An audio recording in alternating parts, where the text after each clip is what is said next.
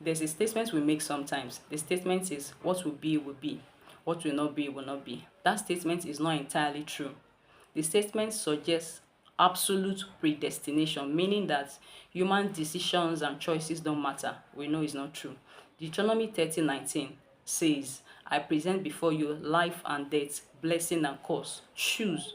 So man have the ability to choose. And so our ability to choose can actually make what will be not to be, or vice versa. In 1 Samuel chapter 2, God told Eli that Eli and his generation were going to serve as priests before him forever. And so Eli was already serving as a priest. His sons were serving as priests already. But along the line, God became angry with Eli. And the reason was because Eli honored his sons above God. Eli's sons did evil in the sight of God, and Eli failed to correct his sons. And so God was angry with Eli. And then God told Eli and said, you know what? You're no longer going to serve as priest before me, and your generations are giving the priesthood to another person. And so what was meant to be, which was that Eli's generation were meant to serve as priests before God forever, was altered because of Eli's decision to dishonor God and to honor his children above God, and his failure to correct his children. So our decisions and choices have a high tendency to alter sometimes what is meant to be. And sometimes our decisions and choices can also make what was not meant to be to be.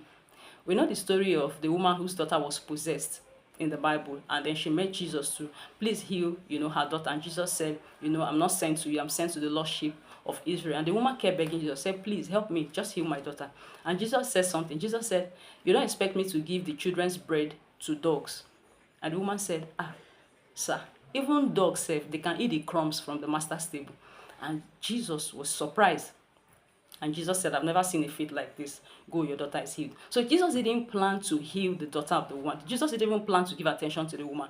But the woman decided, the woman chose and persisted and pressed. And then what was not meant to be, the woman made it to be. Her decision made it to be. The woman made Jesus to heal her daughter because of her persistence, because of her choice, because of her decision.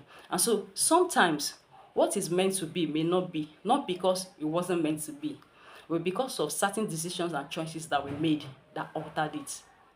And so it happens both ways, vice versa.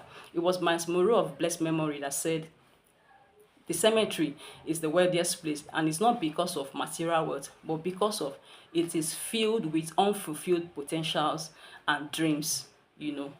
And so some of the people that passed on, some of the people that died, that God had great plans for them, but they didn't live it, not because God didn't have great plans for them, not because they weren't meant to be great. It was because some of them, they made certain decisions and choices that altered what was meant to be. So that's why I said initially that statement is not entirely true. Because sometimes our decisions and choices can actually alter what was meant to be. As a man thinketh in his heart, so is he.